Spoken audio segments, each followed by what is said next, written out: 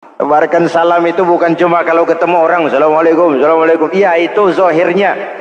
Tetapi hidup di tengah masyarakat memberikan rasa aman, rasa damai, menjadi pengayom bagi lingkungan, menjadi rahmah bagi semesta. Dalam Islam jangankan manusia, binatang saja dilindungi kok. Betul? Betul? Coba kalau belajar istinja itu kan makruh buang air kecil di tanah yang berlubang. Kenapa? Pertama, melindungi binatang yang ada dalam lubang. Siapa tahu di lubang yang saudara kencingi ada semut sedang rapat. Membahas Bologet jilid 2. Apa dosanya lalu mati dikencingi? Ini namanya rahmatan lis semut. Binatang saja dilindungi. Ada hadis, kalau kamu menyembelih hewan, sembelilah dengan cara yang terbaik. Jangan menyembelih ayam dengan pisau tumpul. Ini ajaran apa? Ajaran tentang peri kebinatangan. Rahmatan, memberikan rahmah, salam, keselamatan dan kedamaian kepada masyarakat lingkungan. Itu misi seorang muslim. Itu mudah terombang-ambing. Oleh sebab itu sering kemiskinan umat Islam ini dimanfaatkan oleh orang-orang lain untuk menyebarkan agamanya. Padahal agama adalah soal keyakinan yang tidak mungkin ditunjang dengan supermi, ditunjang dengan beras, pakaian, obat-obatan, beasiswa. Agama adalah soal keyakinan.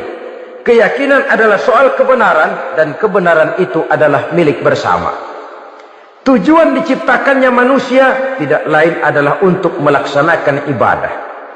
Kalau orang tenggelam dalam perlombaan memperbanyak harta, mempertinggi kedudukan, memperindah segala macam yang sifatnya duniawi, biasanya itu akan membuat dia lalai dari taatnya kepada Allah Azza wa Jalla. Kadang bukan hanya lalai daripada taat, juga sering terjebak kepada maksiat. Karena kalau pola pandang dan tolok ukur sudah benda duniawi semata-mata, sangat tidak mustahil orang lalu terjebak ke dalam prinsip menghalalkan segala cara. Asal sudah tujuan tercapai, cara apapun halal. Akhirat nomor 18. Nah, bukankah memang barangkali kita sejak kecil sudah dilatih untuk materialistis? Umpamanya kita hanya sering dilatih untuk takut kepada yang konkret-konkret saja, takut kepada yang nyata-nyata saja. Seorang ibu kalau menakuti anaknya, aduh nak, kenapa ini kau kerjakan? Kalau bapakmu tahu, waduh, habis kamu. Nah, kita lihat, kalau bapakmu tahu, kalau polisi tahu, kalau hansip tahu, kalau satpam tahu. Tapi jarang seorang ibu menanamkan kepada anak, nak, kenapa ini yang kau lakukan, nak? Bukankah kau tahu Allah lihat, Allah tahu, Allah dengar, Allah, nak? Diajarkan takut kepada yang gaib. Karena kalau takut dia kepada polisi, dia pasti bisa cari tempat lain dong yang polisi kagak lihat. Kalau takut dia kepada satpam, minggir dong ke tempat yang kira-kira satpam nggak lihat. Tapi kalau sudah takut itu terpulang kepada Allah, kepada yang gaib, tidak sejengkal tanah pun yang terhalang dari pengetahuan Allah. Tapi itulah salahnya kita. Sejak kecil anak-anak sudah kita latih untuk takut hanya kepada yang konkret-konkret saja. Akibatnya sampai dia besar melembaga dalam kehidupannya. Dia nyolong, kata temannya, kamu nyolong ya? Iya. Kok nyolong sih? Emang? Kenapa nyolong? Biarin.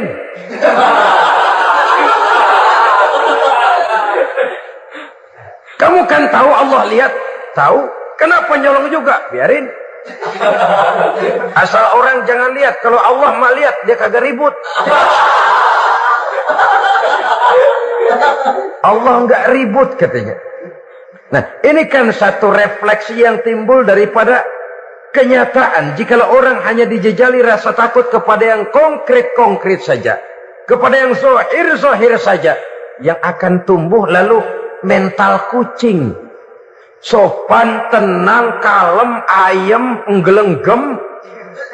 Kalau ada orang, sedikit orang meleng, kucing kelihatan watak aslinya.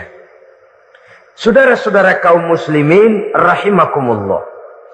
Oleh sebab itulah maka agama lewat surah yang kita bicarakan pada pertemuan ini memberikan peringatan. Kala, jangan begitu dong. Kamu boleh mencari dunia, silahkan cari harta yang banyak, cari pangkat yang tinggi, tapi jangan itu membuat kamu lalai daripada taat terhadap Allah Subhanahu wa ta'ala. Jangan karena keinginan mendapat harta yang sebanyak-banyaknya lalu melakukan segala macam cara asal tujuan tercapai. Itu sudah membuat kita lalai. Jangan karena ingin mengejar kedudukan yang tinggi lalu jilat atas injak bawah. Nggak mempan jilat, dukun dipakai.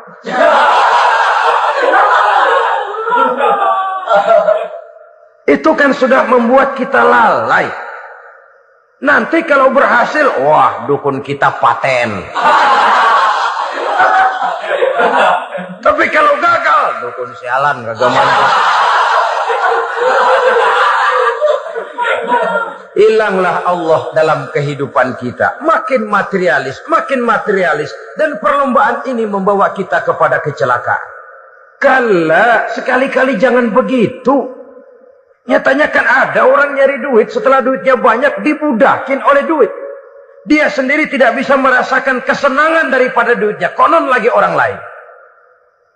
Mau ke pasar ngitung 16 kali. Naik bajai 1000. 1000 itu kalau ratusan semua 1000 lembar. Hitung-hitung, mendingan jalan kaki. Jalan kaki, tengah hari bolong, panas, kan dibudakkan oleh uang. Cari karier, kejar pangkat, kejar kedudukan. Setelah ditemukan itu, jadikan dia sebagai alat, jangan dijadikan tujuan. Pangkat kau milikku, karena kau milikku, kau harus jadi budakku. Jangan aku yang jadi budak kau, pangkat. Suatu saat dia harus lepas dari kita. Jiwa ini lapang. Kenapa? Dahulu pun ketika lahir ke dunia tidak ada pangkat yang kita sandang. Dahulu pun ketika lahir ke dunia tidak ada harta yang kita bawa. Jadi harta itu, pangkat itu, kedudukan itu ada dalam hati, tapi tidak berurat dan berakar. Kalau dia berurat dan berakar dalam hati, berat misah sama harta itu. Berat. Sekedar ngasih fakir miskin cepet juga berhitungnya 17 lembar.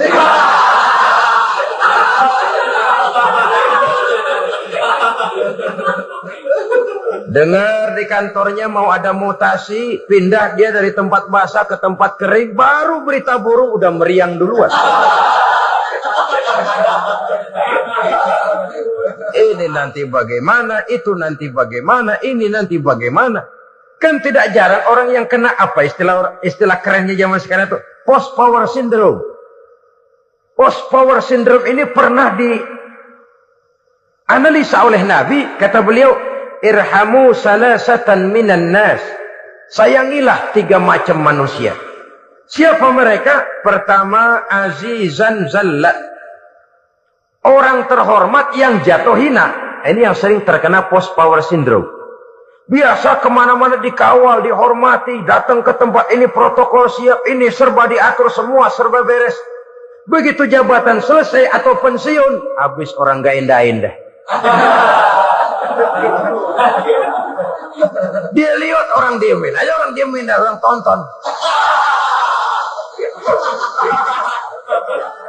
Ini kalau nggak kuat mentalnya, itu kena post power syndrome. Akibatnya ya bisa jantungan, bisa leper, bisa darah tinggi.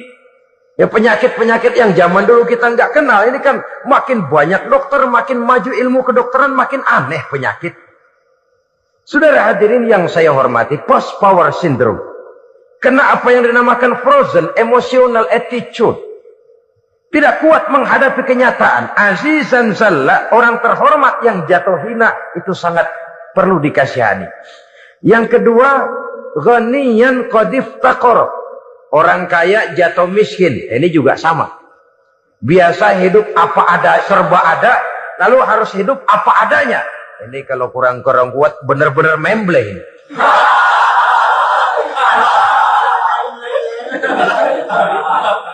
Kalau tidak kuat mentalnya, biasa hidup, serba enak, serba nikmat, cuma kerjanya neken cek, main apa itu kredit card, macam-macam fasilitas dipunyai. Tahu-tahu jatuh bangkrut, jatuh miskin. Kalau tidak fondasi agamanya kuat, bisa gantung diri, bisa bunuh diri, bisa frustasi. Bisa terkena psikosomatik, tekanan jiwa mempengaruhi faktor biologis. Timbullah tekanan, terjadilah penyakit aneh-aneh. Al-Afghaniyan qadif takoro, orang kaya jatuh miskin, itu perlu dikasihani. Yang ketiga, wa faqihan yal'abu bihil juhal. Ahli fikih tapi dipermainkan oleh orang-orang bodoh. Hanya kebetulan orang bodoh itu punya kekuasaan. Hukum bisa dipesan.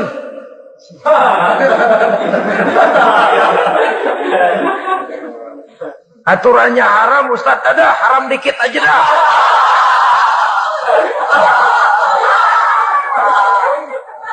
Sibuklah tuan fakih ini, ahli fikih ini mencari dalil kebet sana kebet sini supaya yang tadinya haram benar bisa jadi haram sedikit. Padahal yang minta ini orang bodoh, tidak ngerti agama. Cuma karena punya kekuasaan dipermainkan oleh orang yang fakih. Orang yang fakih ini dipermainkan. Kasihan orang yang seperti itu. Wa faqihan yal'abu bihil juhal. Ahli fikih tapi dipermainkan oleh orang-orang bodoh. Akibatnya karismanya hilang, wibawanya lenyap. Dia menyangka bahwa dengan mengharam-haram sedikit-sedikit itu dia bisa mendapat keuntungan yang berganda-ganda. Padahal akibatnya itu hanya akan membawa kecelakaan saja. Allah peringatkan benar, kala sekali-kali jangan begitu. Cari uang yang banyak silahkan. Ngejar kedudukan yang bagus boleh. Bikin rumah yang hebat silahkan. Ada kendaraan bagus silahkan. Tapi jangan sampai kamu terjebak kepada sirkuit celakai. Perlombaan yang tidak ada garis finishnya. Sering dicontohkan orang menghayal, melamun. Kamu kenapa enggak mau ibadah? Bagaimana mau sembahyang, saya di Jakarta masih ngontrak.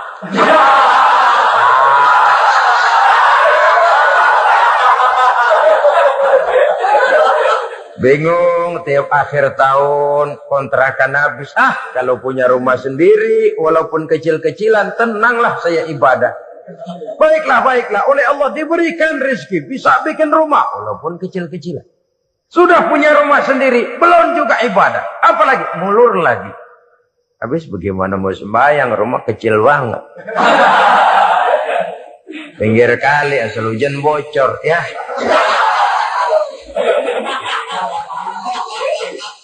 Kalau bisa punya rumah permanen, rajin dah ibadah dah. Iyalah, diberikan rezeki, bisa bikin rumah besar. Kamarnya banyak, halamannya luas.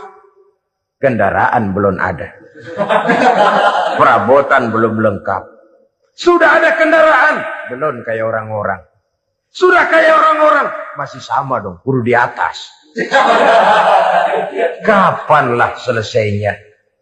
Kala, sekali-kali jangan begitu. Jangan kamu mengumpulkan harta bermegah-megah membuat kamu lalai dari taat kepada Tuhanmu. Engkau tinggalkan rukuk dan sujud. Engkau jauh dari masjid. Engkau kering dari kehidupan beragama. Sebab itulah maka pembangunan fisik material tidak bisa dipisahkan dengan pembangunan mental spiritual. Tidak hanya cuma dalam teori, tapi juga harus dalam praktek. Selalu pembangunan yang hanya mengarah kepada fisik material, jauh dan kering dari agama, hanya akan melahirkan manusia-manusia materialistis yang terjebak di dalam sirkuit celaka, perlombaan yang tidak pernah mengenal garis finish. Sebab itu agama mengajarkan, orang kaya itu siapa sih? Yang banyak duit? Belum tentu. Yang kebunnya di mana-mana ngebelatak? Belum tentu. Yang pabriknya selebar-lebar? Belum tentu. Yang punya segala macam peternakan, dari peternakan gajah sampai peternakan kutu.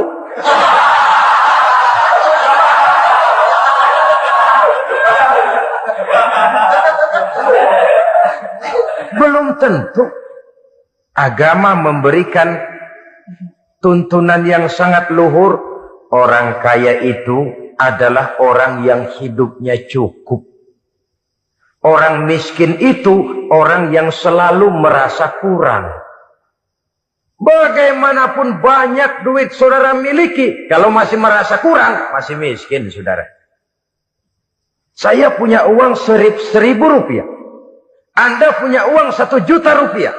Mungkin saya lebih kaya dengan uang yang 1.000 ketimbang Anda 1 juta. Kenapa? Dalam tangan saya uang 1.000 besar artinya sesuai dengan kebutuhan saya. Tapi di tangan Anda uang 1 juta, kebutuhan Anda lebih besar daripada itu lagi. Maka agama mengajarkan sifat qanaah, merasa cukup, dan itulah sumber kekayaan yang hakiki. Orang kaya adalah orang yang hidupnya cukup. Kalla saufa ta'lamun. Jangan begitu, nanti kamu akan tahu. Summa kalla saufa ta'lamun. Jangan sekali-kali begitu, suatu saat kamu pasti akan tahu. Kalla law ta'lamuna ilmal yaqin, thumma latarawunnaha 'ainal yaqin, thumma latus'alunna yawma idzin 'anin na'im. Nah, kapan perlombaan ini akan menyadarkan orang biasanya? Hatta zurtumul maqabir. Sampai kamu dekat ke liang kubur. Itu biasanya kalau istilah orang sekarang baru ngeh. Asal sudah napas sampai tenggorokan disambung dengan selang. Sudah Senin Kemis dibantu dengan alat picu jantung. Gerak, gerak, gerak, gerak. Sudah kayak orang mau gergaji kayu. Dikala itu barulah sadar orang biasanya. Dan kesadaran semacam itu, kesadaran yang terlambat. Kesadaran ala Fir'aun. Fir'aun selagi hidup diajak beriman dan nehi aja.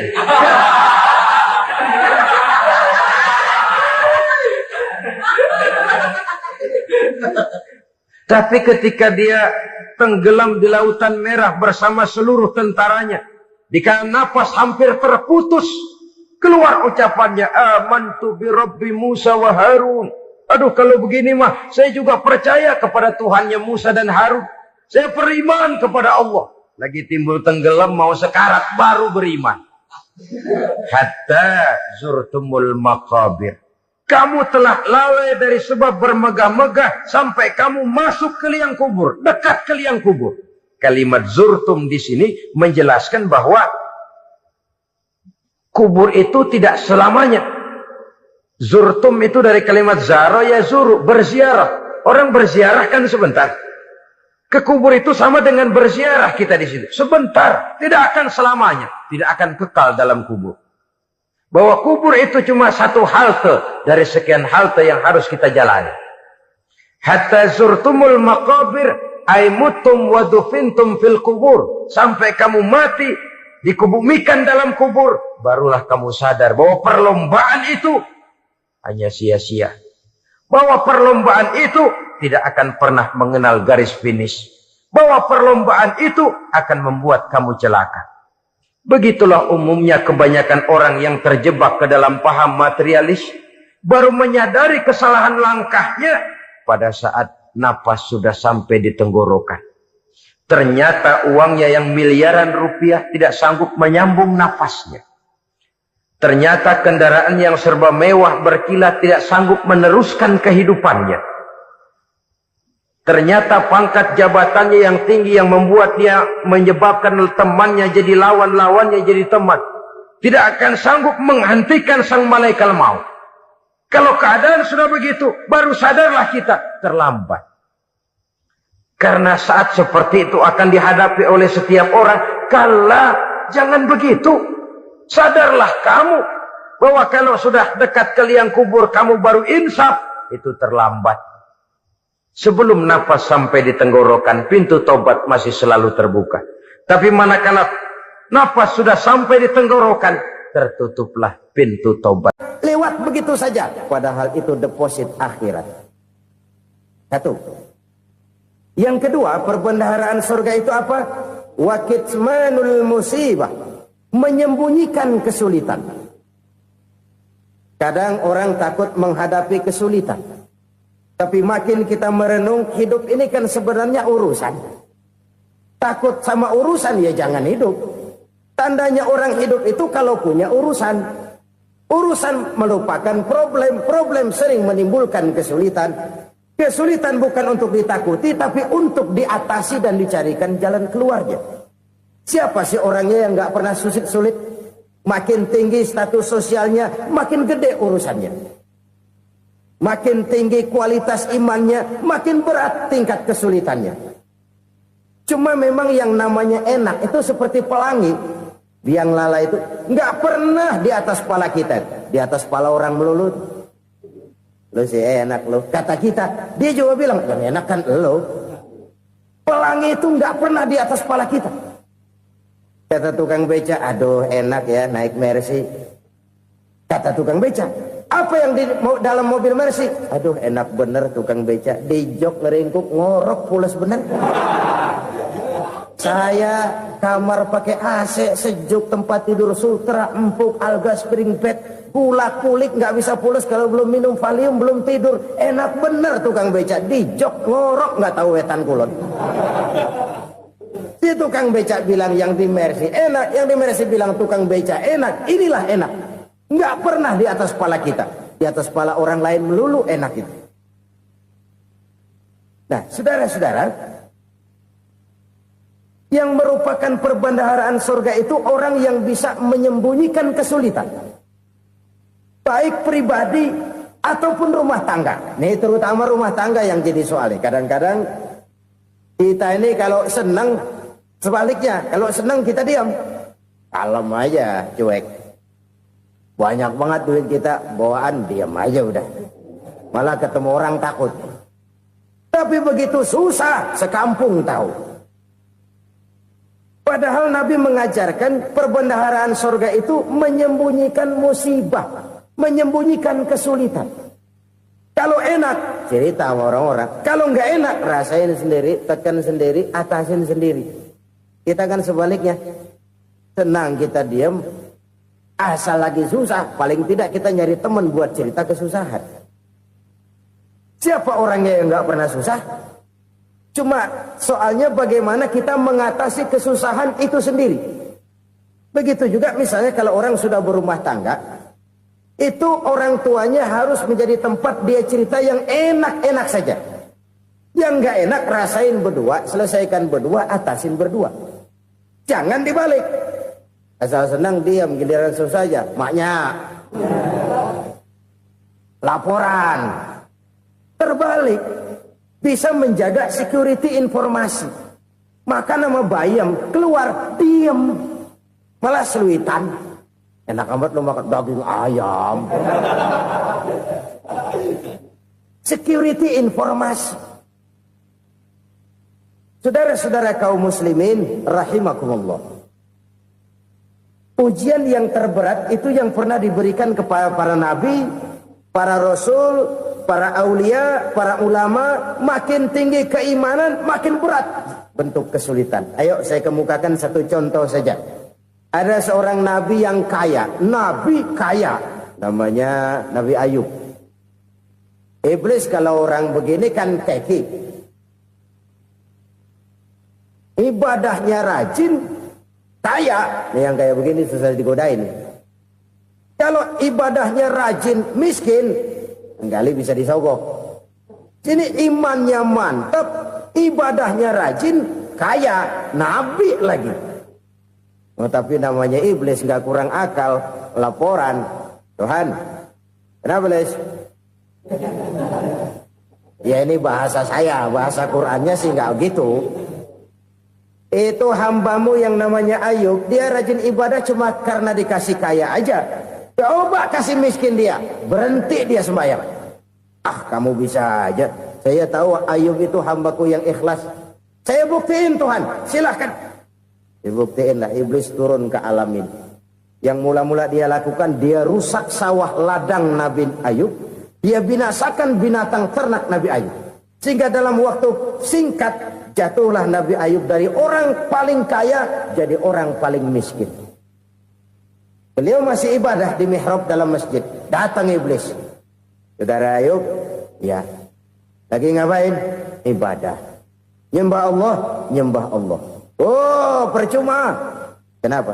Tuhan yang ente sembah nih, dia udah bikin miskin ente. Sawah ladang ente hancur lebur, binatang ternak binasa. Sekarang ente jadi orang paling miskin. Ngapain nyembah Tuhan kayak begitu? Tekor. Udah berhenti dah ibadah, berhenti ibadah. Ini iblis sama Tuhan laporannya lain, yang dikerjakan kepada Nabi Ayub juga lain. Benar begitu iblis kata Nabi Ayub? Iya, sawah ladang saya habis, buras. Binatang ternak saya binasa, binasa. Saya miskin, bangpak. Apa jawab Nabi Ayub? Bukan innalillahi, ya, ini hebat. Alhamdulillahillazi a'tani wa akhza minni. Segala puji bagi Allah yang telah memberikan harta kepada saya dan sekarang mengambilnya lagi. Alhamdulillah. Allah yang ngasih, Allah yang ambil. Itu mah urusan Allah. Iblis cuman ibadah jalan terus, sujud lagi Nabi Ayub. Iblis seleher gondok banget. Dasar Nabi nggak mempan dia apa-apain. Miskin malah alhamdulillah. Allah yang ngasih, Allah yang ambil. Jadi kalau kita tidak komit, kita tidak terikat kepada kaya, miskin, senang, susah, apa yang bisa bikin kita susah? Jadikan kekayaan, kemiskinan, jadikan senang, susah sebagai anak buah yang bisa kita atur. Jangan kekayaan ngatur kita, jangan kemiskinan ngatur kita. Kita yang harus mengatur mereka. Senang, susah, kaya, miskin, bahagia, sengsara, jadikan itu anak buah yang bisa kita atur. Kalau sekarang kita kaya, lain saat boleh jadi kita miskin, semiskin-miskinnya. Allah yang ngasih, Allah yang ambil. Tenaga mana yang bisa menghalangi? Ibadah jalan terus. Iblis makin gondok. Dasar Nabi loh. Akhirnya apa? Nabi Ayub dikerjain, diberikan penyakit. Demikian fatal penyakitnya. Bayangin, udah miskin sakit. Masya Allah. Miskin sakit. Sakitnya nggak lama, kira-kira 16 tahun. Istrinya 3, 2 mental minta ceraiin. Ngerawatin laki bengek begini. Senang belum tentu, susah udah pasti nih. Cerai aja, cerai dah. Cerai. Tinggal satu Siti Rahmah yang setia menemani beliau. Sesetia-setianya hati perempuan. Satu saat Siti Rahmah bilang, "Bang, ya, abang kan Nabi, Bang. Lalu, namanya Nabi kan doanya jarang meleset, Bang. Maksud kamu minta kenapa sih sama Tuhan biar abang sembuh, baik dah, Bang?" Siti Rahmah, "Iya. Saya sakit berapa tahun sih dah? 16 tahun, Bang. Sebelum ini saya sehat berapa tahun? Ya kira-kira 60 tahun, Bang. Nah, coba ente banding-bandingin, Rahmah. Saya dikasih sehat 60 tahun, dikasih sakit 16 tahun. Sudah nggak sabar mau doa kepada Allah minta sembuh. Saya malu kepada Allah. Diuji dengan yang luar biasa seperti ini, tidak mengganggu stabilitas kehambaannya. Dia tetap menghamba kepada Allah Subhanahu wa ta'ala. Saudara-saudara kaum muslimin rahimakumullah. Kunci menghadapi kesulitan itu apa? Allah jelaskan dalam satu ayat, wa basyiris sabirin alladzina iza asabathum musibah qalu inna lillahi wa inna ilaihi raji'un. Gembirakan orang-orang yang sabar. Siapa mereka itu? Yang apabila mendapat musibah mereka kembali kepada keyakinan dasar. Segalanya dari Allah dan segalanya akan kembali kepada Allah. Ini konsepsi dasar dari sikap muslim dalam menghadapi berbagai kesulitan. Segalanya dari Allah, segalanya akan kembali kepada Allah. Kalau ini sudah kondisi dasarnya, maka kita akan lapang menghadapi kenyataan bagaimanapun pahitnya. Apakah itu namanya miskin, Apakah itu namanya sakit, bahkan maut sekalipun. Maut sekalipun. Segalanya dari Allah, segalanya akan kembali kepada Allah. Ini sikap hidup, bukan sekedar ucapan. Kita kadang-kadang menjadikannya sebagai ucapan. Mulutnya sehingga berhenti, innalillahi wa inna ilaihi rajiun, tapi nangisnya terus gerung-gerungan. Bukan itu, ini kesadaran moral. Kalau segalanya dari Allah, segalanya kembali kepada Allah, kan sebenarnya cuma nunggu giliran. Hari ini saya nyembayangin dia, entah hari apa saya disembayangin orang. Hari ini saya antar dia ke kubur, entah hari apa orang nganterin saya ke kubur. Hari ini saya tahlilkan dia, entah nanti kapan orang tahlilkan saya. Segalanya dari Allah, segalanya akan kembali juga kepada Allah. Oleh sebab itu saudara-saudara, kesulitan bukan untuk ditakuti. Kesulitan justru untuk diatasi, dicarikan jalan keluarnya.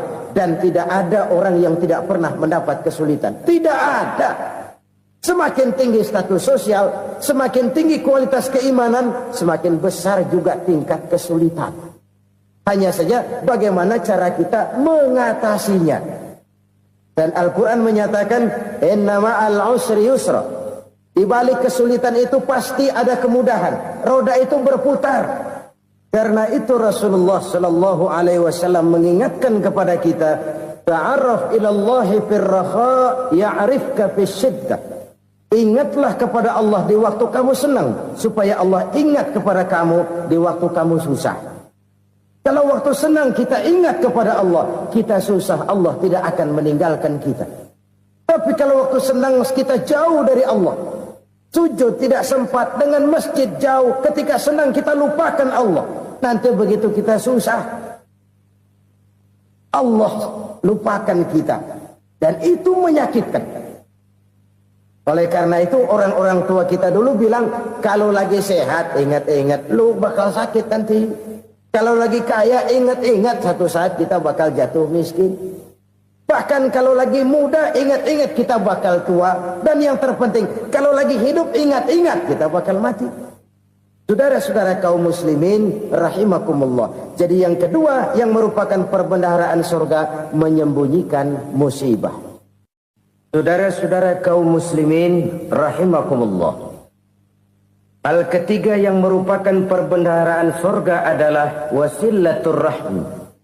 Orang yang suka bersilaturahmi. Sebagaimana yang kita maklum bahwa manusia adalah makhluk yang disebut zon politika. Makhluk sosial yang tidak mungkin hidup sendiri-sendiri. Betapa dan siapapun kita memerlukan orang lain. Bodoh betul manusia kalau tinggal di tengah masyarakat tapi tidak mau bermasyarakat. Merasa hebat sendiri, pintar sendiri, gagah sendiri, kaya sendiri. Mungkin kalau mati juga ngubur sendiri. Jangankan kita di sini. Di sorga saja Nabi Adam waktu sendirian bengong melulu, ngondar mandir. Allah tegur dalam sepidang. Ini kalau bahasa saya. Iya Tuhan, sepi ini nggak ada coret-coretan pisan ini. Diciptakan Siti Hawa baru anteng Nabi Adam. Itu di sorga. Cobalah. Umpamanya saudara tinggal di Jakarta nih. Kayak bener. Apaan aja di Jakarta punya saudara dah. Jembatan Semanggi ambil. Monas, Buntel bawa pulang. Hotel-hotel ambil semua. Cuman tinggal di Jakarta sendirian. Apa enaknya? Betapa dan siapapun kita perlu orang lain. Tidak ada seorang pun yang bisa memenuhi kebutuhan hidupnya secara sendiri-sendiri. Nah, Islam telah menyelamatkan manusia dari ras diskriminasi. Mengikat manusia dengan persaudaraan yang berlandaskan kepada akidah. Karena itu dianjurkan bersilaturahmi. Bahkan Nabi menyatakan, Man arada ayyubsata lahu fi rizkihi wa yunsa'a fi atharihi falyasil rahimah. Siapa yang kepengen diluaskan rezekinya dan dipanjangkan usianya, banyaklah ia bersilaturahmi. Siapa yang kepengen dimudahkan rezekinya, hendaknya ia banyak bersilaturahmi. Kalau banyak teman, kesulitan kan paling tidak ada tempat cerita. Udah susah, sendirian kita pikirin diri, nggak ada tempat tukar pikiran. Cepet banget sama bengek. Dilawan sendiri. Nah, secara makro kita bisa berkata, tidak mungkin ada kemenangan kalau tidak ada kekuatan. Tidak ada kekuatan kalau tidak ada kesatuan dan persatuan. Tidak mungkin ada kesatuan dan persatuan tanpa semangat silaturahmi. Kalau umat Islam mau menang, dia harus kuat. Kalau umat Islam mau kuat, dia harus bersatu. Kalau umat Islam mau bersatu, dia harus membudayakan silaturahmi ini. Bahkan sampai-sampai kata Nabi, kalau bisa cari nilai tambah. Apa? Silman koto'ak. Bersilaturahmilah kau kepada orang yang marah denganmu. Masya Allah, indahnya ajaran agama kita. Orang yang marah pun kepada kita, kata Nabi, kalau bisa bersilaturahmilah kepadanya, kepada orang yang marah itu. Di situ nilai tambah. Cuman jujur nih hadis, ngucapinnya gampang, ngamalinnya yang berat banget. Orang marah sama kita, kita disuruh silaturahmi, ada apa malu? Lu marah, ada gue marahan lagi. Tunggu pikirin. Saudara-saudara kaum muslimin rahimakumullah. Tapi ini yang diajarkan, bahkan ini yang dicontohkan oleh baginda Rasul. Bagaimana begitu mudah, misalnya satu saat Abu Jahal ini ngatur strategi bagaimana bikin Muhammad celaka. Dia gali lubang di depan tempat tidurnya. Dia tutupin daun korma. Terus dia panggil seseorang, ke sini. Kasih tahu Muhammad, pamannya sakit keras, minta ditengokin. Berangkat orang ini ke sana. Muhammad, labbaik. Pamanmu sakit keras, dia minta ditengokin. Baik, saya akan datang menjenguk beliau. Berangkatlah Nabi ke rumah Abu Jahal tanpa prasangka apapun.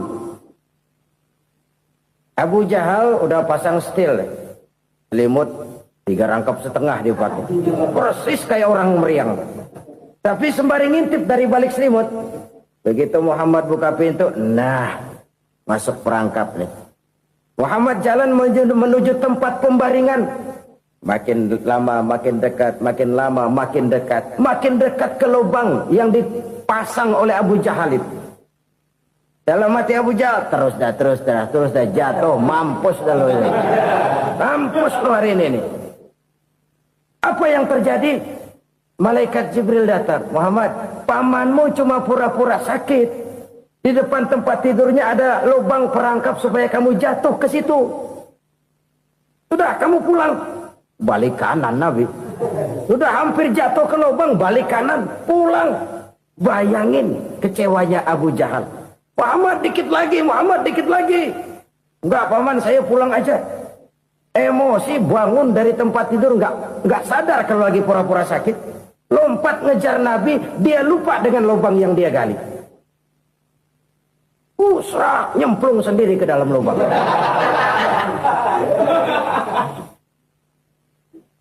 Nabi terus berlalu. Ini terjadi keanehan. Jatuh ke lubang yang dia gali itu sebenarnya nggak terlalu dalam ya. Antara 3-4 meteran lah. Tolong saya jatuh ke lubang ini. Datanglah pelayan-pelayannya itu. Angkat saya dari sini. Oh, yang ngulurin tambang. Satu gulung, belum juga nyampe itu tambang. Kurang, beli lagi ke warung. Sambung, ulur lagi, nggak juga bisa sampai. Wah, ini kerjaan Muhammad ini. Tolong, siapa salah seorang kamu ke rumah Muhammad? Kasih tahu, encangnya kecebur. Minta ditolongin. Sampaikan kepada Rasul. Kenapa? Pamanmu jatuh ke lubang, Muhammad minta tolong diangkatin. Tambang udah nyambung-nyambung nggak nyampe juga. Ya, nanti saya datang, saya tolong. Coba. Nyata-nyata orang berniat jahat mau mencelakakan dia. Datang dia menolong. Ini yang disebut air tuba dibalas air susu ya ini. Bukan sebaliknya. Air tuba dibalas air susu. Paman, kecebur ya? Iya Muhammad, tolong ini. Pegang tangan saya. Nabi ulurkan tangannya, nyampe, dipegang oleh Abu Jahal, diangkat ke atas. Sampai atas, apa kata Abu Jahal? Sihirmu memang hebat Muhammad.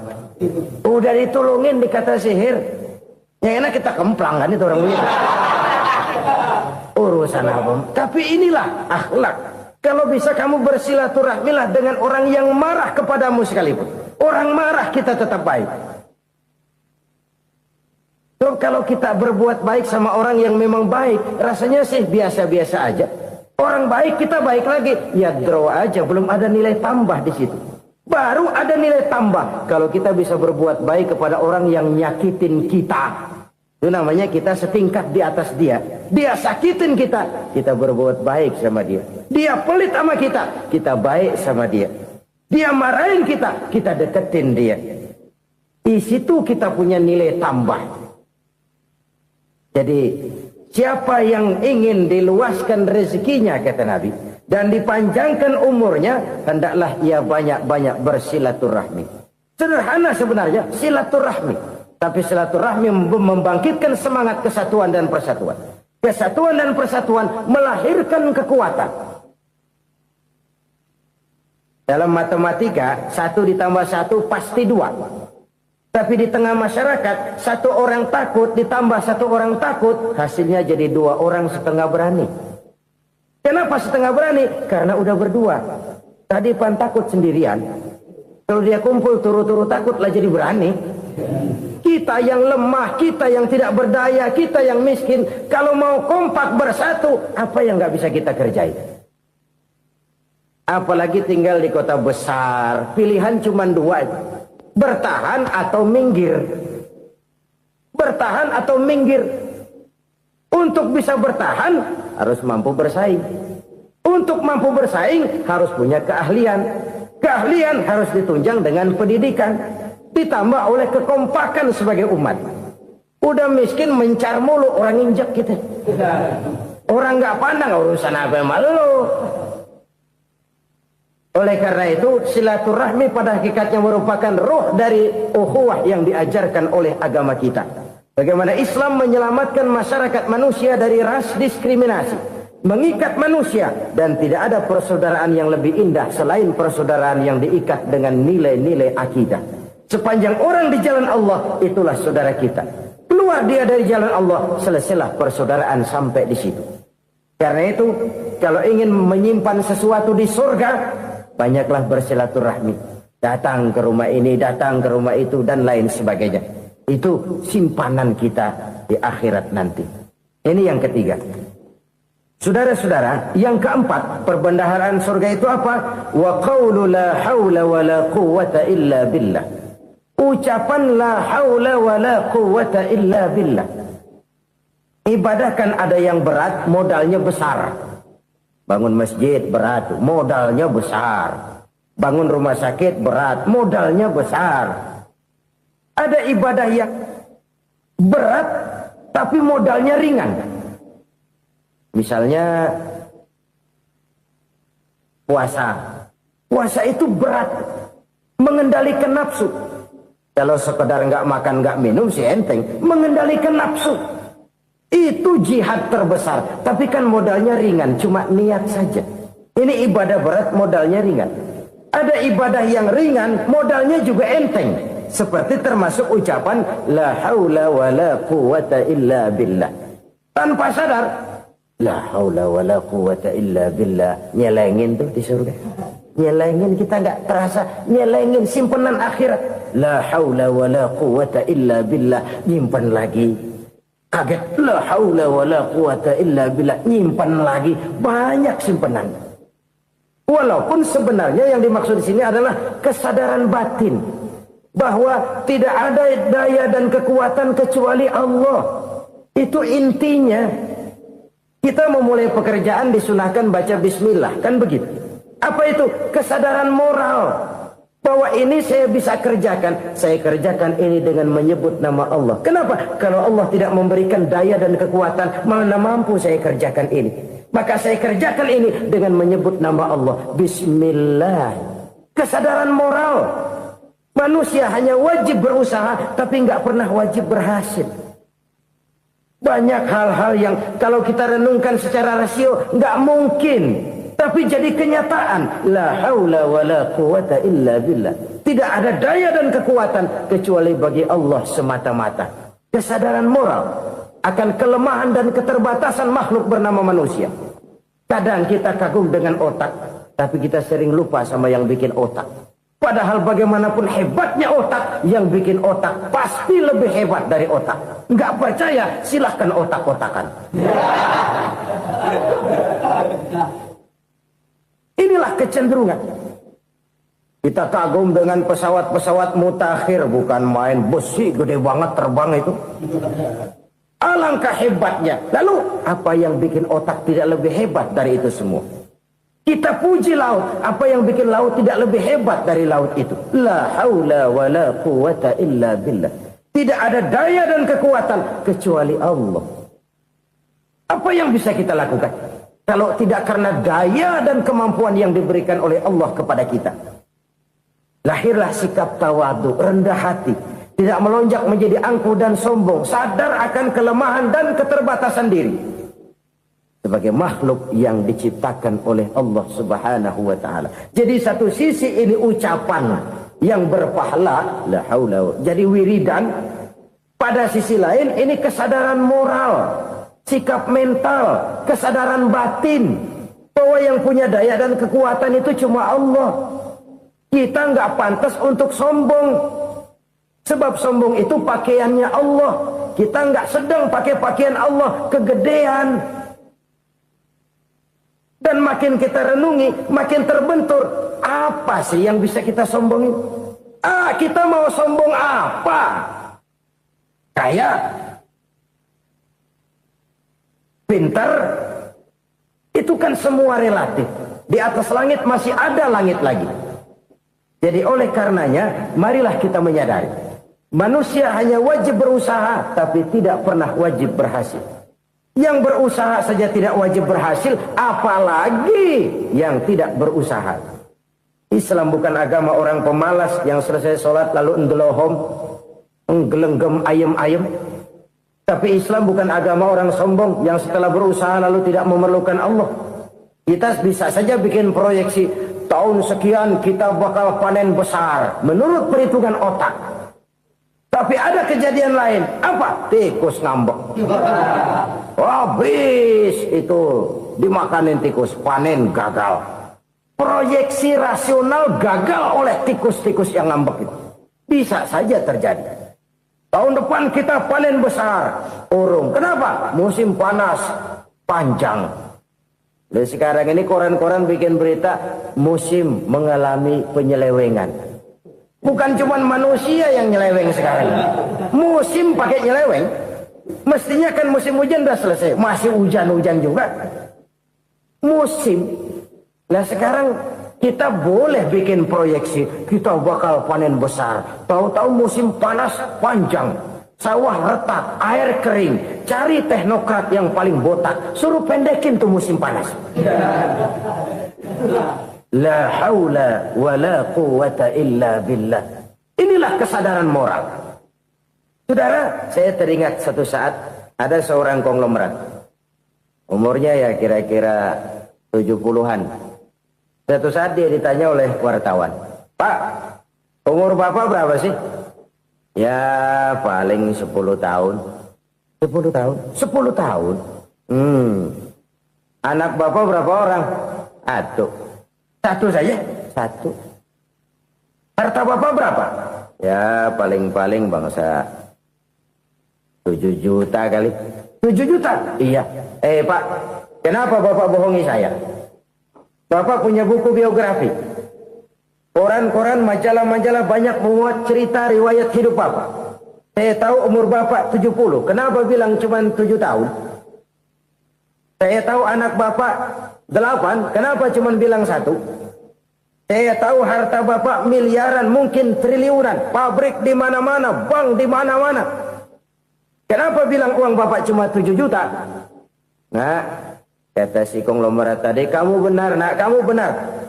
Umur saya kalau jumlahnya memang 70 nak. Cuman ingat-ingat saya, baru 7 tahun terakhir ini saya sujud. Baru 7 tahun terakhir ini saya berusaha dekat dengan Allah. Saya laksanakan perintahnya. Saya jauhi larangannya. 7 tahun inilah rasanya yang ada nilainya di hadapan Allah. Yang 63 tahun matong, kelabu, kelem umur gue. Habis untuk maksiat, untuk munkarat. Maka ketika ditanya tadi, umur saya 7 tahun itu. Oh begitu Pak. Oh iya. Lalu anak Pak. Anak bapak kan 8. Kenapa bilang cuma 1? Nah, kalau jumlah hitungannya memang anak saya 8. Tapi dari 8 orang ini rasanya cuma 1 nih. Yang bakal jadi buah hati, belahan jantung. Pelanjut cerita, penerus sejarah. Bakal jadi anak soleh yang akan mendoakan saya. Cuma 1 rasanya anak saya ini yang bakal jadi buah hati saya. Besar-besaran saya. Yang akan mendoakan di kubur saya. Yang akan mendoakan di akhirat saya. Yang 7 orang mana? Masya Allah, yang atu tenggeng, yang atu nyekek botol nolo, yang atu nggak karu-karuan. Makanya saya bilang 1 anak saya yang akan bisa mendoakan saya. Oh begitu Pak. Iya. Nah harta Pak, harta Bapak kan triliunan. Pabrik Bapak di mana-mana. Uang Bapak hampir di tiap bank-bank besar. Kenapa bilang cuma 7 juta? Betul kau nak. Harta saya kalau jumlahnya memang miliaran, triliunan mungkin. Tapi yang saya ingat baru 7 juta tuh yang saya belanjakan di jalan Allah. Saya nyumbang masjid, saya santuni yatim piatu, saya bantu pembangunan pesantren, saya bantu pembangunan rumah sakit Islam. Itu yang akan saya bawa pulang ke akhirat, yang 7 juta itu. Yang triliunan itu nanti akan diperebutkan oleh anak-anak saya sebagai waris saya. Jadi harta saya 7 juta itu yang bakal nemenin saya di akhirat. Yang akan saya bawa pulang jadi teman saya. Saudara-saudara kaum muslimin, jangan-jangan orang tua itu adalah kita-kita ini. Jangan-jangan kita-kita ini adalah orang tua itu. Jangan-jangan itu potret dari diri kita masing-masing. Dari sekian umur yang diberikan Allah, berapa tahun yang ada nilainya di hadapan Allah? Dari sekian anak-anak yang merupakan amanah, berapa yang akan mendoakan kita sebagai orang tuanya menjadi anak soleh? Dari sekian banyak harta yang diberikan Allah, berapa yang akan kita bawa pulang menghadapnya nanti, yang kita belanjakan di jalan Allah? Ini sebuah potret kehidupan. Karena itu kita kembali kepada la haula wa la quwwata illa billah. Kita wajib berusaha, kita wajib berikhtiar. Selebihnya, segala daya dan kekuatan hanya milik Allah saja semata-mata. Satu kesadaran batin dari setiap pribadi muslim. Setelah ia berusaha dan berikhtiar, ia menyerahkannya kepada Allah Subhanahu wa ta'ala. Jadi, satu sisi ini merupakan wiridan ucapan yang mengandung pahala. Pada sisi lain, ini merupakan sikap batin dari seorang muslim di dalam ia menghadapi realitas kehidupan ini. Saudara-saudara kaum muslimin, rahimakumullah. Kalau ini kita jadikan satu basis kehidupan, maka ini akan menyelamatkan manusia dari kemungkinan tergelincir menjadi orang yang lupa diri dan lupa darat. Sebab itu Imamul Ghazali berpesan, jadidis safinah fa innal bahra amiq wa khuziz zad fa inna safara ba'id wa khaffifil hamla fa innal hamla sadid. Perbarui selalu kapalmu karena lautan sangat dalam. Bawa bekal yang banyak karena perjalanan ini sangat jauh. Ringankan beban karena kebanyakan beban akan menyakitkan. Alangkah indah kalimat ini, alangkah dalam makna yang terkandung di sana. Perbarui selalu kapalmu karena lautan sangat dalam. Apa artinya ini? Jaga mentalmu baik-baik. Pelihara imanmu baik-baik karena hidup penuh cobaan seperti lautan. Kita kalau berlayar di lautan kan kadang-kadang tenang, angin bertiup sepoi-sepoi basah. Jika malam datang, bintang gemintang bertabur menghias cakrawala. Rembulan memantulkan sinarnya dengan indah. Dalam keadaan begitu berlayar enak. Tapi lain saat ombak menggunung, halilintar menyambar, angin topan bertiup. Berapa banyak sudah saudara-saudara kita yang tenggelam di lautan dunia tanpa sadar bahwa dia belum sampai kepada pantai yang akan dituju. Berapa banyak sudah Saudara-saudara kita yang tenggelam di lautan dunia ini tanpa sempat bangkit lagi. Dia menyangka sudah sampai kepada tujuannya. Hati-hati kapal jangan sampai bocor karena lautan sangat dalam. Iman ini jaga baik-baik karena hidup penuh dengan ujian. Wa khuzizat fa inna safara ba'id. Bawa bekal yang banyak karena perjalanan sangat jauh. Saudara mau ke Bandung, bawa duit. Saudara mau ke Surabaya, banyakan lagi duitnya. Saudara mau ke Mekah, gepokan, iketan tuh duit nggak lembaran lagi. Makin jauh perjalanan, makin banyak bekal yang harus kita bawa. Kalau saudara dari Jakarta mau ke Surabaya, kagak bawa duit berangkat juga, itu sih bukan berani namanya, nekat. Sampai Surabaya belum tentu, sengsara di jalan udah pasti. Kenapa? Nggak bawa bekal berangkat. Sama juga kita nih, misalnya belum sempat sembahyang, mati. Waduh, berani banget orang. Belum punya bekal, mati. Sengsara di jalan. Atau bekal tidak cukup. Dari Jakarta saudara mau ke Surabaya, bawa duit 500 perak.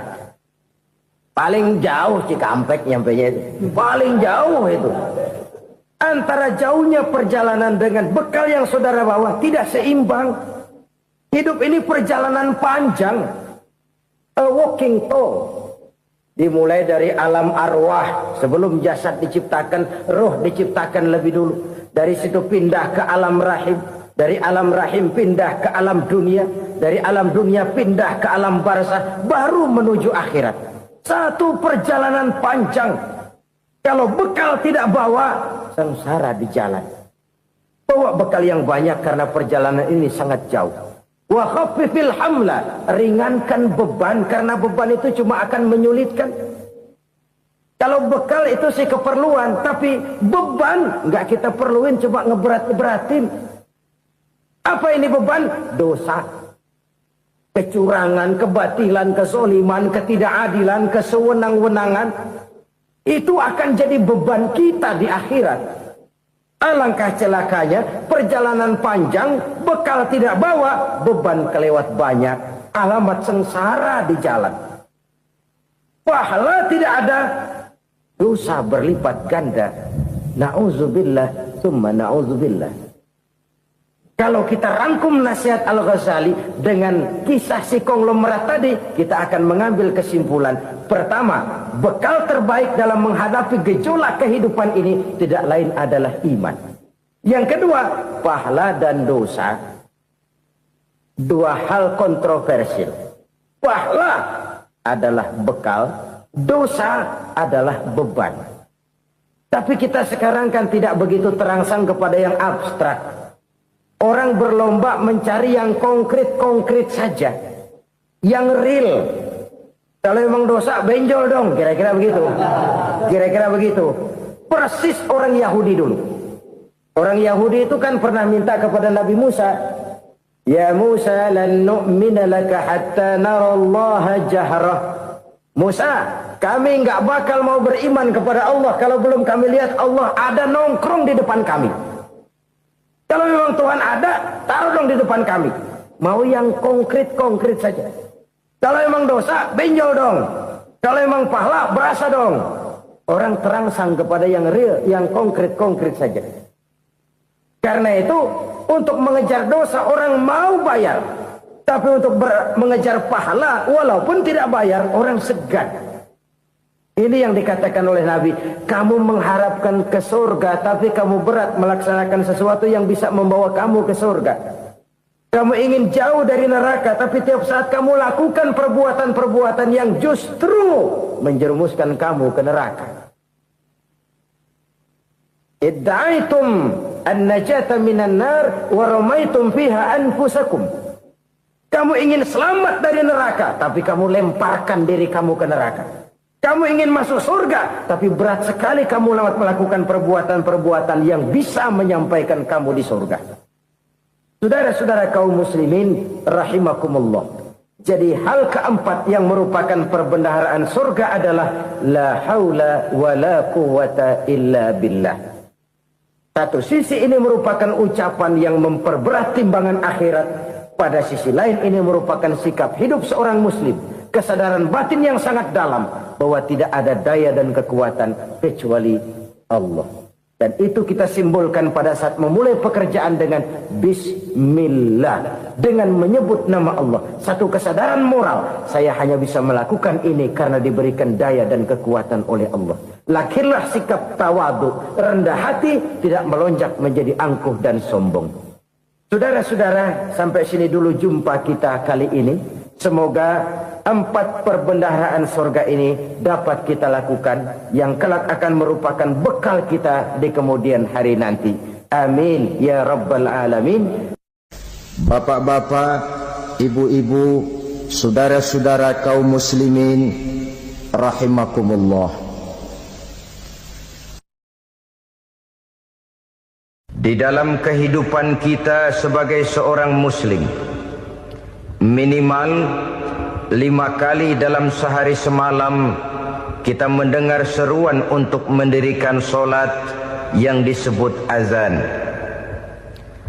Ada kalimat menarik di dalam kalimat azan itu, yakni seruan hayya 'alal falah, marilah menuju kepada keberuntungan, marilah meraih kemenangan. Seruan ini adalah kecenderungan dari setiap manusia, apapun warna kulitnya. Artinya, setiap orang dalam hidup selalu ingin meraih dan mencari kemenangan. Kemenangan akan melahirkan kepuasan batin, dan kepuasan batin memberikan kebahagiaan. Sedangkan kekalahan melahirkan penderitaan batin, dan penderitaan batin menjerumuskan seseorang di dalam berbagai bentuk kerugian. Jikalau inilah seruan azan, maka masalahnya ialah apa yang menyebabkan kita meraih kemenangan. Al-Quranul Karim memberikan tuntunan dan ajaran kepada kita bahwa orang-orang yang memperoleh kemenangan itu tidak lain adalah orang-orang yang bertakwa. Hanyalah mereka yang bertakwa kepada Allah Subhanahu wa ta'ala pada akhirnya akan tampil sebagai pemenang. Lalu siapa orang yang bertakwa itu? Dijelaskan dalam awal-awal Al-Baqarah, orang yang bertakwa yang akan meraih kemenangan. Pertama, alladzina yu'minuna bil ghaib, yaitu orang-orang yang beriman kepada yang gaib. Percaya bahwa ada alam yang gaib, alam yang abstrak, alam yang tidak bisa dijangkau oleh salah satu daripada panca indera kita. Mereka percaya dan beriman kepada adanya malaikat, beriman kepada adanya iblis dan jin, beriman kepada adanya alam kubur, beriman kepada adanya alam mahsyar, beriman kepada adanya alam akhirat, beriman kepada adanya surga dan neraka. Beriman bukan cuma sekedar beriman dalam ucapan bibir saja, tetapi beriman yang nilai iman itu mampu mewarnai gerak dan gaya hidupnya. Iman yang meresap sampai ke tulang sumsum, kemudian memberikan dampak positif di dalam kehidupan manusia. Alam, kita tahu, adalah sesuatu yang selain Allah, dan Allah bukanlah alam. Apapun namanya selain daripada Allah, itu adalah alam. Alam pada hakikatnya terbagi menjadi 2. Ada alam syahadah, alam nyata, alam konkret, alam yang bisa dijangkau oleh salah satu indera kita. Kemudian ada alam ghaib, alam yang tidak bisa dijangkau oleh panca indera kita, alam metafisika, alam abstrak, alam yang wajib kita imani keberadaannya. Kita percaya bahwa malaikat itu ada, kita percaya kepada jin, bahwa jin itu ada, kita percaya kepada adanya iblis dan setan. Bukan percaya kepada iblis dan setannya, percaya bahwa iblis dan setan itu ada. Itu termasuk salah satu daripada sifat orang yang bertakwa kepada Allah. Saudara-saudara kaum muslimin rahimakumullah, kecenderungan pembangunan yang lebih bersifat materialistis biasanya menggeser aspek kehidupan rohani. Orang berpikir empiri, dan dalam pola pikir yang demikian maka alam gaib tidak lagi mendapat perhatian. Aspek kehidupan yang bersifat rohaniah malah mulai ditinggalkan. Akibatnya terjadilah kepincangan di dalam kehidupan kita. Pernah ada satu pengalaman pribadi dalam perjalanan kembali ke tanah air. Dalam pesawat di sebelah kanan saya duduklah seorang Jerman namanya Heiner Simonsen. Iseng saya ajak kenalan, saya ajak ngobrol, saya tanya dia. Saya bilang, Mas Heiner ini, kalau pesawat yang kita tumpangi ini jatuh ke bawah, kira-kira apa yang bakal terjadi, Mas? Dia bilang, kita semua akan mati. Begitu? Iya. Oke. Apa itu mati? Tanya saya. Dia bilang, untuk tahu apa itu mati, kita harus tahu lebih dahulu apa itu hidup. Saya pikir nih bule bisa ngomong juga. Baiklah kata saya. Apa hidup menurut Anda itu? Oh, hidup itu dia bilang, kalau seluruh anggota badan kita bekerja secara normal, paru-paru memompa darah secara normal, jantung berdetak secara normal, sel-sel tubuh bekerja secara fit, dan organisme tubuh hanya mau bekerja secara normal, dia bilang, kalau kita memberi makan yang cukup, menu yang teratur, dan gizi yang lengkap. Saya bilang, kesimpulannya apa, Ner? Dia jawab, hidup adalah dari tangan ke mulut. Life is from the hand to the mouth, kata dia. Hidup adalah dari tangan ke mulut. Jadi masalah hidup tidak lebih daripada masalah isi perut. Orang pergi pagi, pulang sore, peras keringat, banting tulang, perut yang dibelain.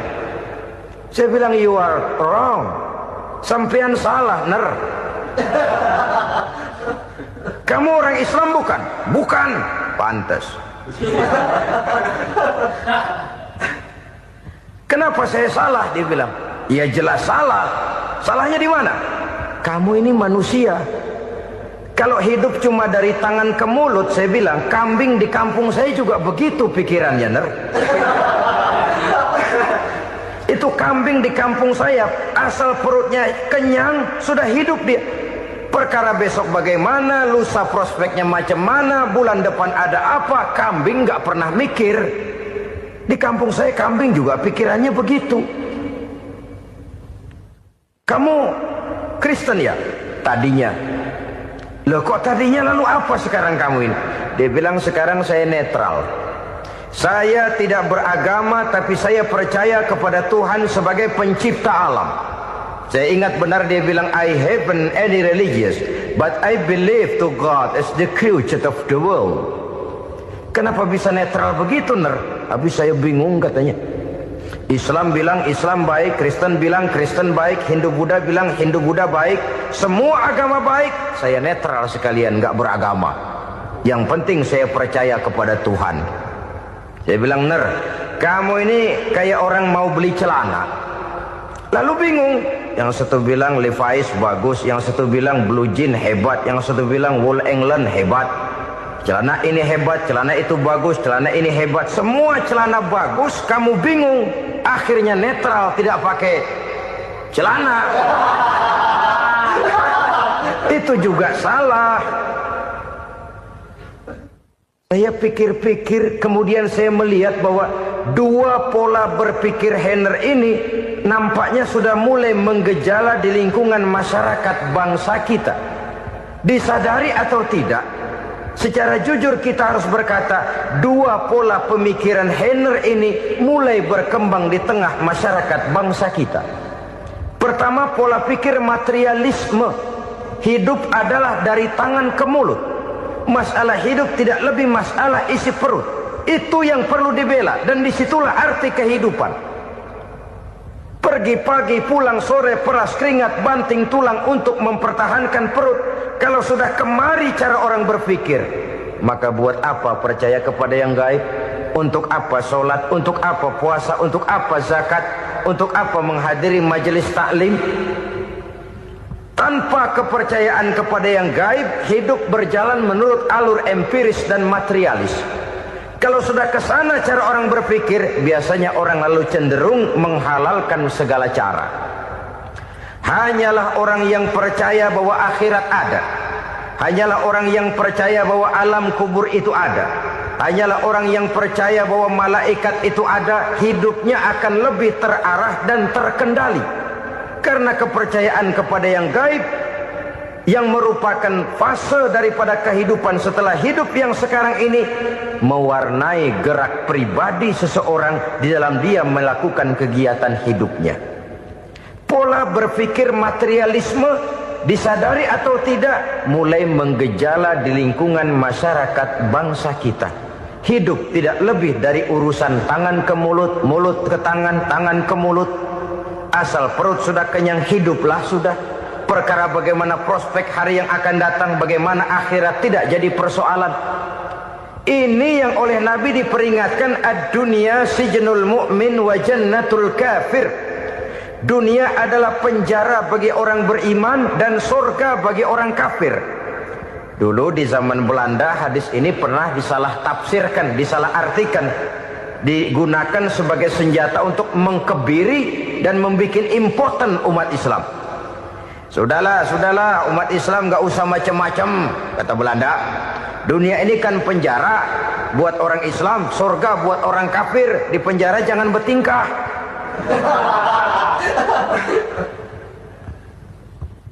Pengertiannya tidak begitu. Dunia adalah penjara bagi orang mukmin. Artinya dalam kehidupan dunia seorang mukmin tidak bebas memperturutkan hawa nafsunya. Di penjara hawa nafsunya itu.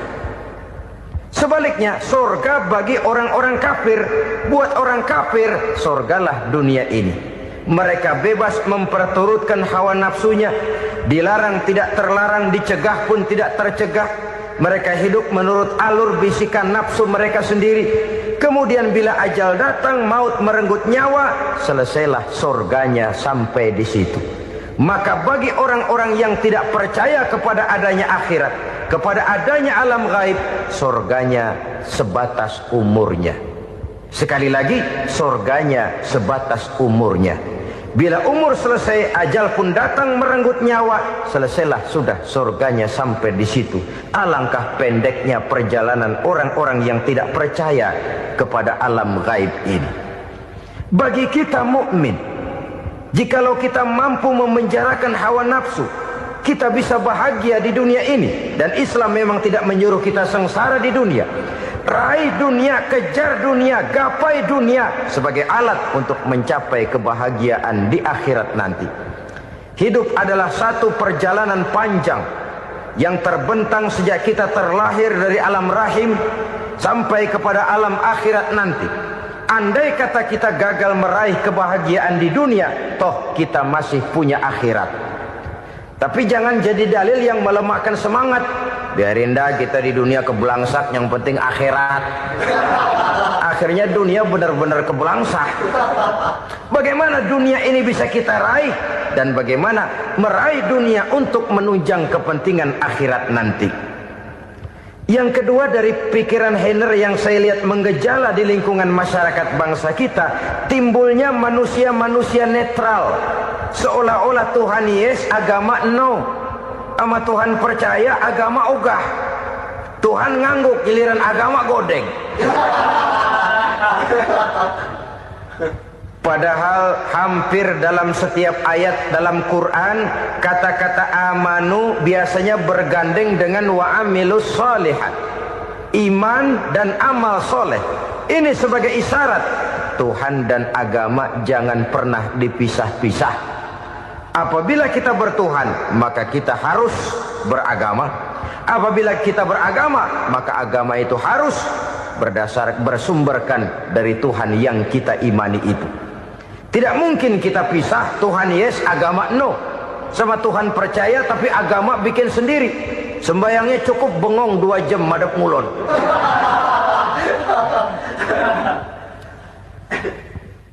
Saudara-saudara kaum muslimin rahimakumullah.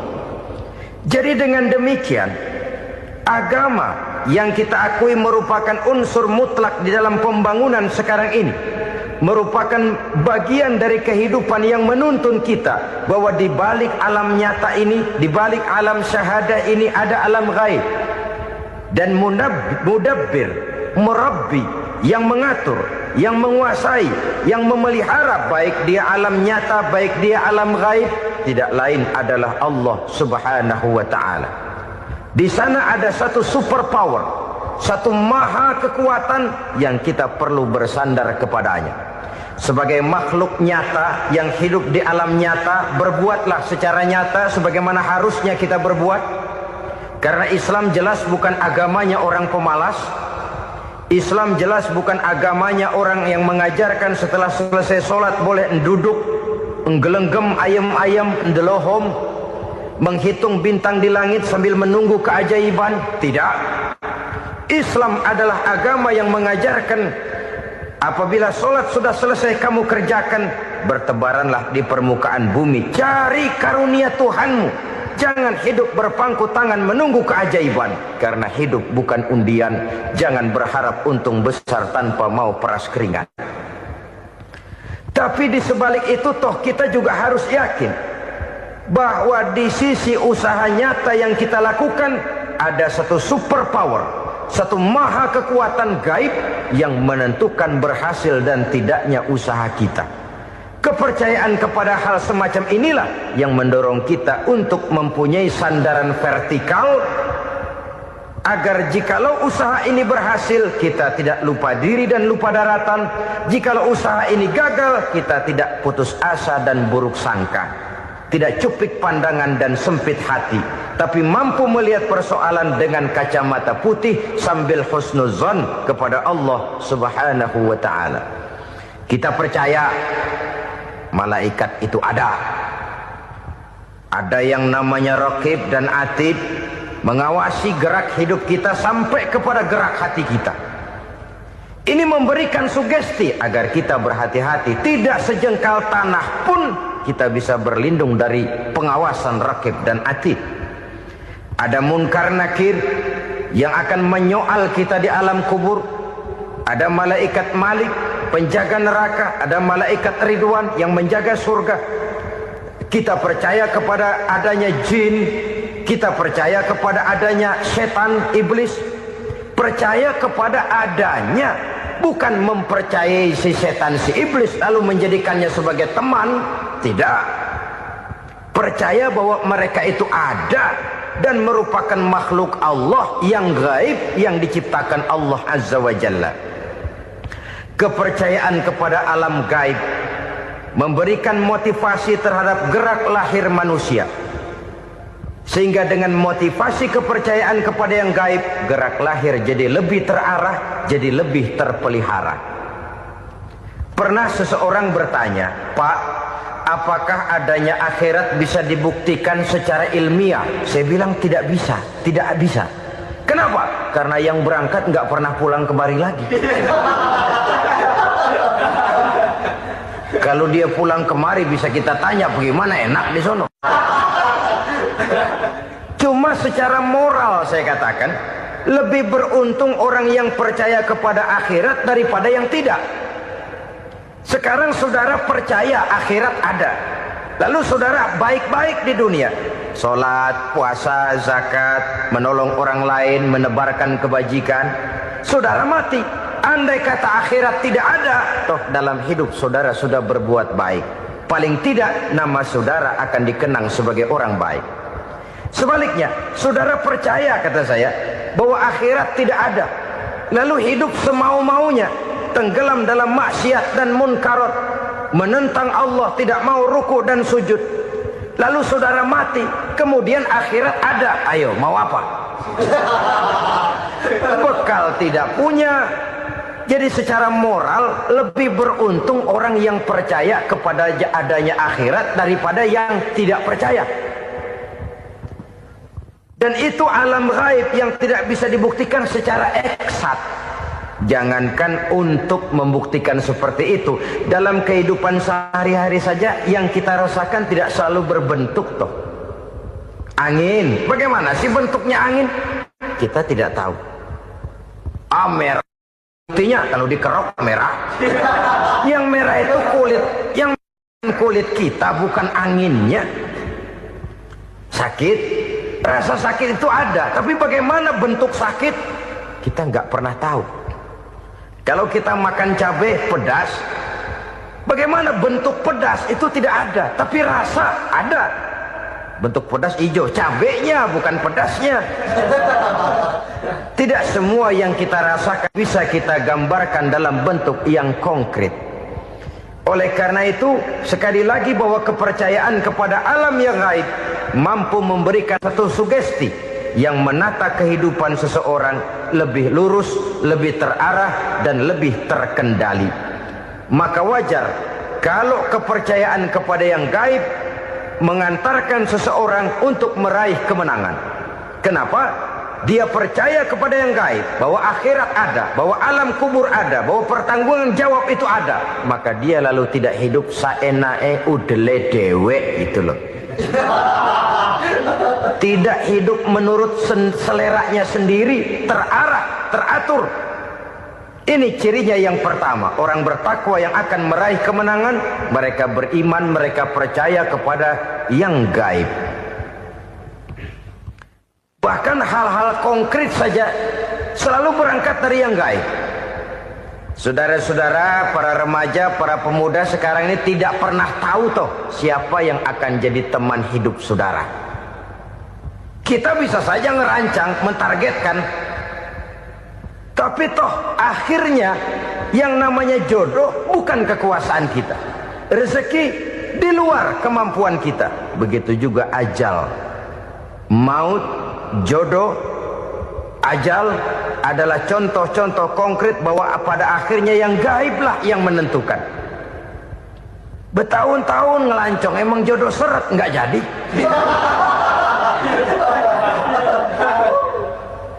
Begitu kenal baru setengah malam nginep ditangkap hansip kan.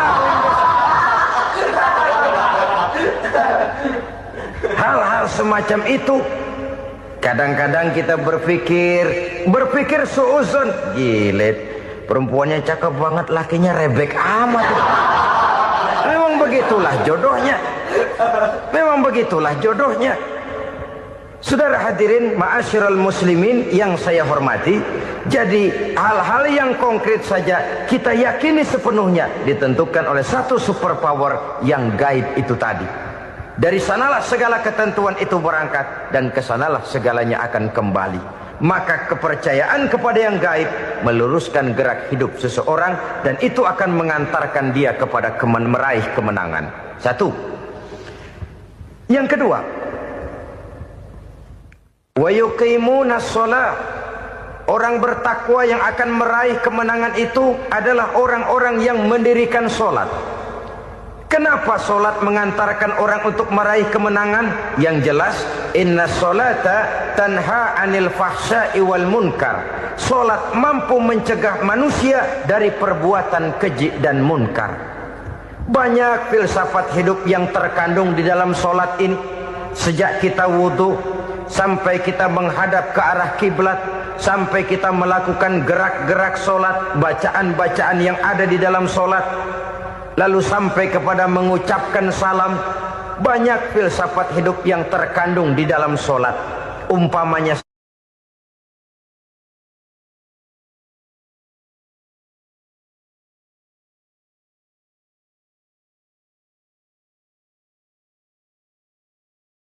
tujuh macam perkara yang merusak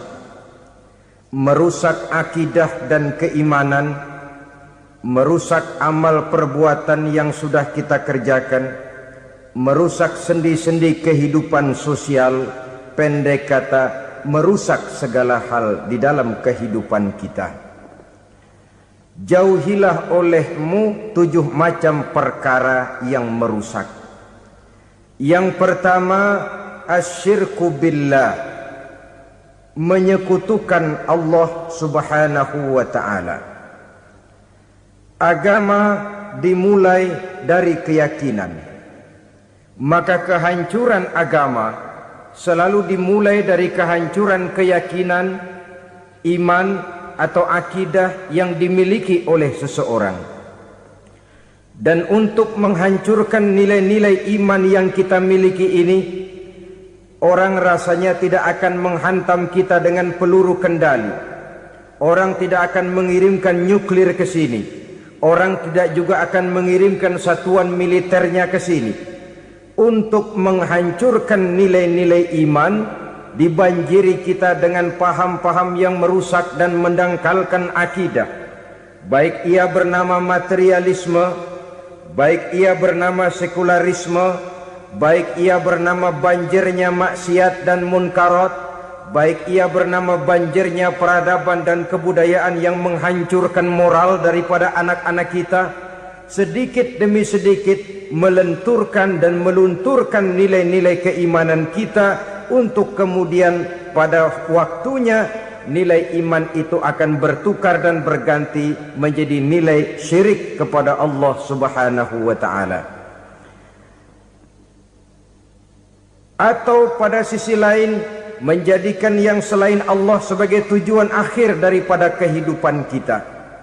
Sedangkan kita sama-sama maklum bahwa di dalam pandangan agama Islam, dosa yang tidak berampun, dosa yang terbesar, termasuk dalam kategori bapak moyangnya dosa, tidak lain adalah syirik, yakni menyekutukan Allah Subhanahu wa ta'ala. Pola penghancuran iman ini memang berstrategi. Ditawarkan kita kepada paham materialisme, paham kebendaan, di mana otak menempati urutan sebagai ranking pertama, Tuhan jatuh pada urutan kedua. Lalu menyusul kepada paham sekularisme, Allah dipisahkan dari seluruh kegiatan hidup ini, untuk pada gilirannya menjadikan yang selain Allah sebagai tujuan akhir daripada seluruh kegiatan hidup kita. Oleh karenanya, kewajiban menjaga nilai-nilai iman ini merupakan kewajiban yang mulia tetapi berat, tidak hanya untuk kita, tetapi juga bagaimana mewariskannya kepada anak-anak kita, generasi yang akan datang. Orang-orang tua bijaksana yang diceritakan di dalam Al-Quran, kalau sudah berpikir tentang anak-anaknya, pertanyaan yang paling mereka risaukan ialah, ma ta'buduna min ba'di. Anakku, kalau pada satu saat aku, ayahmu sudah tidak ada lagi di dunia ini, meninggalkan kamu semua, ma ta'buduna min ba'di, apa yang akan kamu sembah nak? Jikalau sekarang ayahmu masih mau ke masjid, masih mau melakukan rukuk dan sujud, masih beribadah menyembah Allah Subhanahu wa ta'ala, kalau orang tuamu sudah tidak ada, ma ta'buduna min ba'di, masihkah engkau mau datang ke masjid? Masihkah engkau mau rukuk dan sujud? Masihkah engkau mau menyembah Allah Subhanahu wa ta'ala? Pertanyaan ini yang dipikirkan oleh Nabi Yakub kepada putra-putranya. Pertanyaan ini yang diteruskan oleh Nabi Ibrahim kepada anak-anaknya. Pertanyaan ini yang diwariskan oleh generasi ulama'us salafus saleh kepada para generasi berikutnya. Bagaimana kita generasi sekarang? Kita orang-orang tua sekarang bukan berfikir ma ta'buduna min ba'di, malah yang kita fikirkan ma ta'kuluna min ba'di. Kalau bapak tidak ada nanti kamu makan apa nak? Perkara kamu nyembah apa, urusan nomor 18.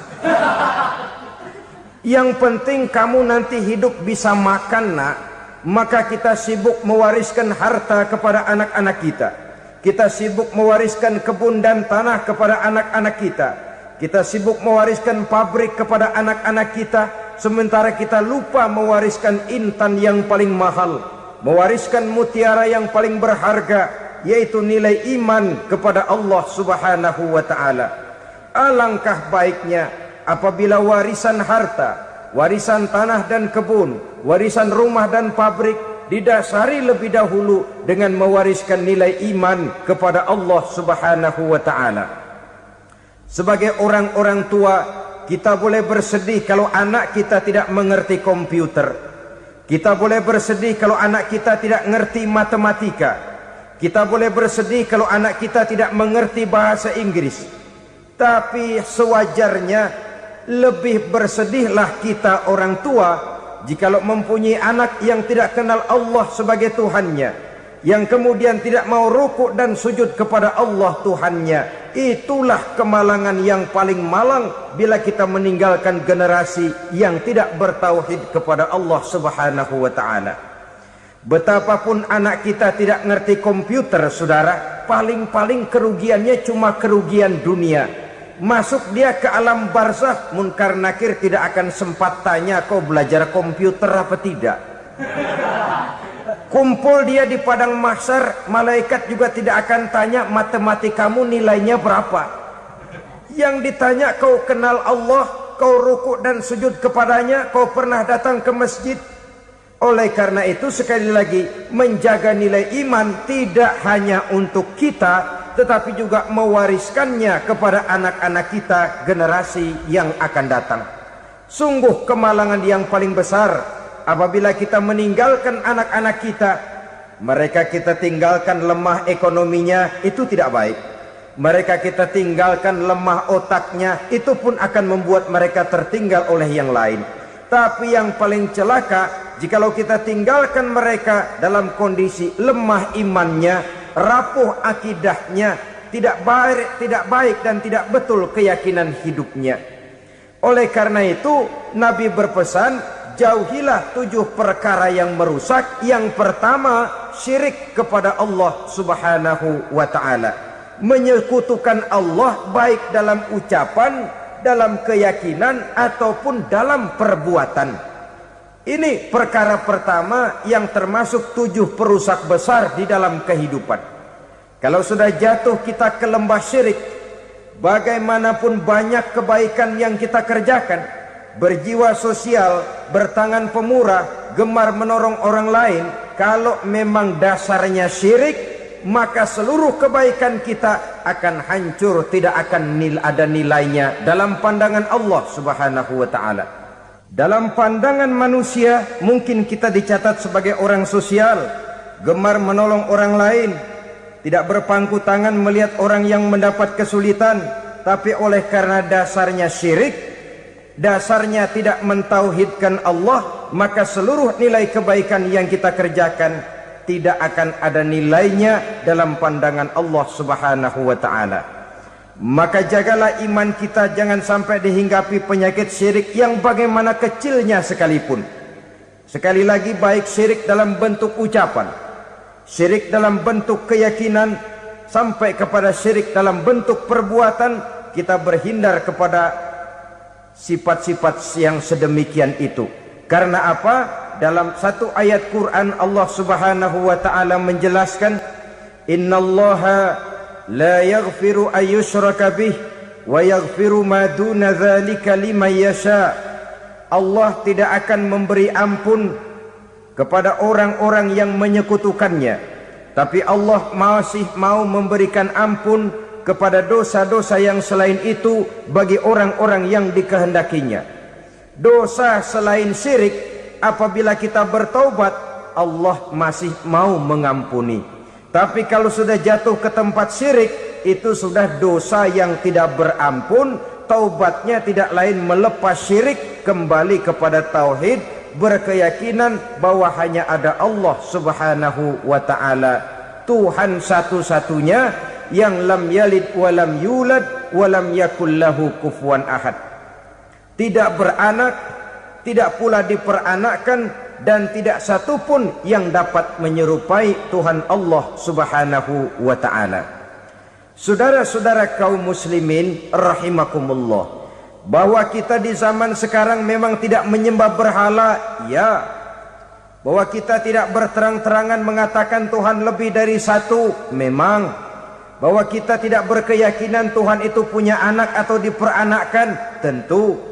Tapi dalam perbuatan dan i'tiqad kita kadang-kadang jatuh tanpa kita sadari ke tempat yang bernama syirik ini. Oleh karenanya, di zaman di mana teknologi makin canggih, di mana kemajuan pembangunan makin menjangkau berbagai aspek kehidupan, diperlukan keseimbangan antara kemajuan fisik material dengan kemajuan mental spiritual. Apabila tidak ada keseimbangan, yang terwujud tentulah kepincangan, yang diawali dengan pincangnya cara kita berpikir, sehingga pada akhirnya akan mengarah kepada pincangnya cara kita berbuat dan bertindak di dalam kehidupan kita. Oleh karena itu Nabi berpesan, jauhilah sifat syirik, karena syirik merupakan dosa yang teramat besar. Ini sifat merusak yang pertama. Yang kedua kata Nabi, wasihra, jauhilah sihir. Sihir ini juga termasuk perkara yang